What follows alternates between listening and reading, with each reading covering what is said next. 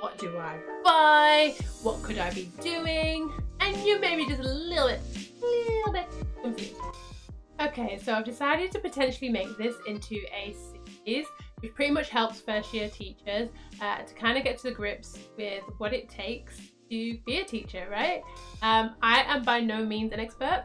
I've been teaching for only 5 years, but I can only speak on my mistakes and what I've done and what I've learned from it. Now, you don't need to plan before the school year. By all means, you can go in on the first day of term and then just start.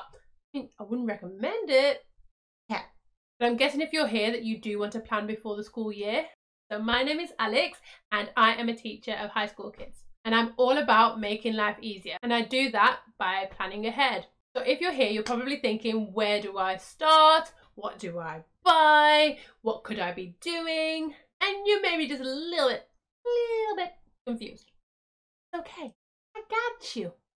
So, tip number 1, get as much information from your school as possible. Now that you've got the post and hopefully you've gone through safeguarding, they'll be pretty happy to give you any information that you will need that will help you to plan for the next year. Now, in terms of a calendar, you could get it digitally if you prefer it that way. I prefer to keep a hard copy, a paper copy of a calendar so that I can scribble on it and delete and have it in front of me, but whatever suits you in that realm. I write in pencil because it means that you can easily erase. I made the mistake of doing pen in my first year, and what had happened is I just had scribbles everywhere and it was just a hot mess. It just frustrated me and I had to start all over again.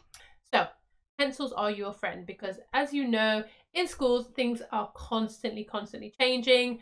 1 minute there's a meeting after school, next minute there's not. They've penciled in something else for you to be doing during your tutor time. So it's really important that you have a calendar and you have a pencil. So maybe you set a task that should only last 1 lesson, but you can see that your students haven't quite got it, and maybe we'll need another couple of lessons cover that particular topic. So you would erase it and scribble it back in, right? Or maybe they have scheduled a sexual education seminar during your lesson. Erase it and scribble it back in. Or maybe they just decided to schedule a random day off.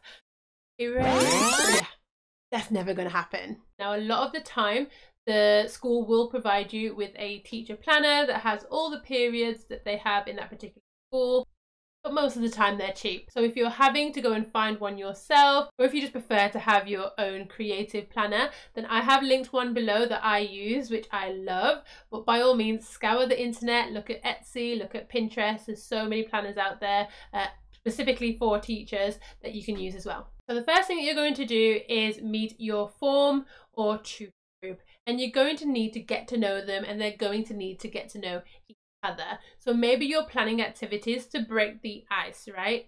So I will insert a couple of files that I use, an about me type activity that helps me to kind of learn about them, and I can keep it because it has all their birthdays, what's really important to them, and then I can use that later on during the year as well. I would say to share your planning with the rest of your department if you're not a one-man department. There's no point creating more work for yourself than you need to do. For example, maybe you're going through a particular unit and you can divide different topics or tasks in that unit to different teachers, which just eases the load, and then you obviously rotate your resources when you come to teach that topic. It's just logical, and I think it's a great way to keep creative as well. So I would differentiate tasks between low, middle and high ability students so that you just got them differentiated, and obviously they can access the learning. I would also find out if you're going to be teaching any special needs kids that need special access arrangements, and you can usually get this information from your school as well. You don't want to be thinking, oh no, I need to create a lesson for tomorrow, right? Be organized, because ultimately it's going to bring any anxiety or stress levels right the way down. So the next thing you want to do is plan for assessment.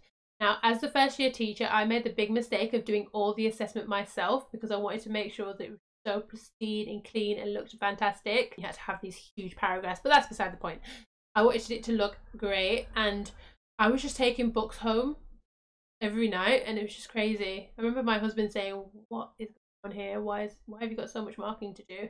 And partly it was my fault because I didn't really do peer marking or self-marking that much. I pretty much did all the marking myself. It was teacher led. So that was my fault. I could have eased my load and got them to peer mark and got them to self mark, but I chose to do it myself. So don't make that same mistake, because you will again burn out. My advice is to have both formative and summative assessments. Formative assessments are things like little tests and little quizzes in class to measure how much knowledge they've gained of that topic. And then summative is an end of topic test, for example, a mock exam, which kind of measures their progress of the entire topic over time. So the next thing that I would do during my holidays is to prepare for displays. I use them so much in my teaching. If I'm standing there in front of a class, I will literally just point to things around my room, and that kind of helps those people that are visual learners because they can physically see what I'm talking about. Now, some of you might have access to your school where you can actually go in and stick them up. Majority won't. So just get them ready, whether that be digital or whether that be hard copy that you can just pretty much put up on the board, and that's one less thing you've got to do when you start. So maybe it's key terms that they need to learn, or maybe it's extra challenge questions for those gifted and talented students. It could be exemplar work, it could be a reward board. I use lots of this stuff because it just makes things a little bit more exciting, right? And the last thing I do to prepare for my school year, relax and put my feet up, because at the end of the day, this is my summer holiday. Make sure you take care of yourself, and all the best for your first year. I hope that these tips have been helpful and it's given you a few ideas of what you could do. You don't need to do all of them at all. You don't need to do any of them ultimately. It's up to you, but this is just what I do.